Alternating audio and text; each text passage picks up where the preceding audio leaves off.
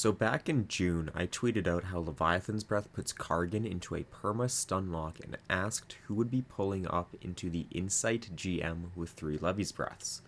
I noticed some people are still in the mindset that this weapon isn't good, while some people have embraced it as the best weapon of all time.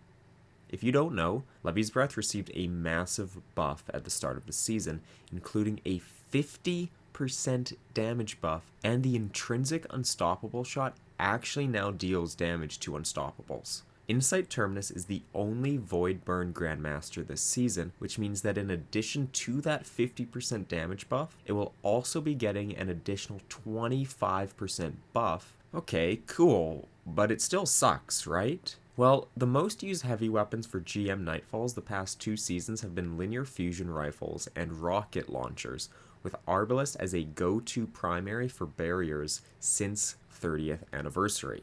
This season, Arbalest received a 25% damage reduction against champions, which inadvertently was transferred onto all LFRs as per a Reddit post by Cleocard. Additionally, LFR Scav is currently bugged and doesn't even work on the legendary linears. Bow Scav, on the other hand, isn't bugged and actually costs less. That's another reason to use Levi's Breath. With the Catalyst, Levi's Breath can hold 15 shots. LFRs are usually around 19 to 21. The only good thing LFRs received this season was Storm Chaser, an LFR so strong it actually out-damages the other LFRs, even accounting for the acute burns.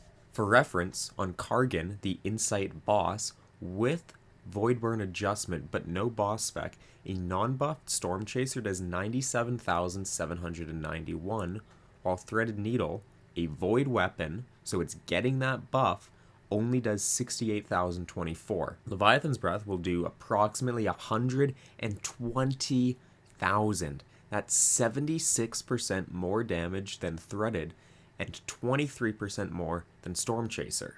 Obviously, if you have damage buffs such as Vorpal, Frenzy, or Firing Line, the difference will decrease, but even with a Storm Chaser with Firing Line, Levi's Breath is still barely out on top. The only way Storm Chaser is better is if you have a Firing Line Storm Chaser with boss spec and you hit all 3 shots. This is very difficult on this boss as he moves around like an absolute psychopath. And even with that, it's only a 5% difference. Hitting all 3 shots is very difficult. But if you use Levi's Breath, as I mentioned at the beginning, it puts Kargan into a stun lock. That means that if you have someone using Levi's Breath, Kargan is going to constantly be flinching, meaning that he's not going to be moving, other than his head will still be moving a little bit, but it'll be easier for you to hit your headshots. Or all 3 of you can use Levi's Breath and just run him over. Using Levi's Breath also means that you don't need to use a scout rifle or a glaive for unstop if you're a glaive lover.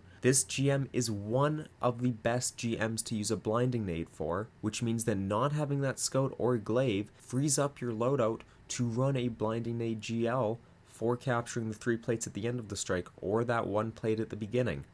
Against champions, due to the unintentional damage nerf against champions, Levi's Breath will deal more damage than Storm Chaser in all situations in a Void Burn strike. Lastly, for the other GMs such as Proving Grounds, Warden, and Arms Dealer, which are Solar Burn, Storm Chaser is still so unbelievably strong, it will out-damage Cataclysmic unless your Cataclysmic is using Bait and Switch. The benefits of using a Cataclysmic in these strikes is the ammo economy with 4th times the charm, which is definitely a must-have with Linear Fusion Scav not working. Thank you for listening to my TED Talk about why Levi's Breath will be the greatest weapon of all time in the Insight Terminus Grandmaster.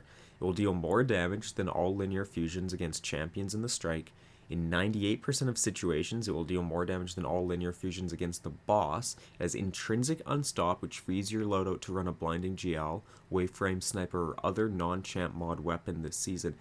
And it puts Kargan into a perma-stun lock, making it so the boss never shoots at you or does his Void Scion attack. If you enjoyed, leave a like and subscribe. If you didn't enjoy it, leave a dislike and comment on why you didn't enjoy it. Thank you so much for watching and have a great rest of your day.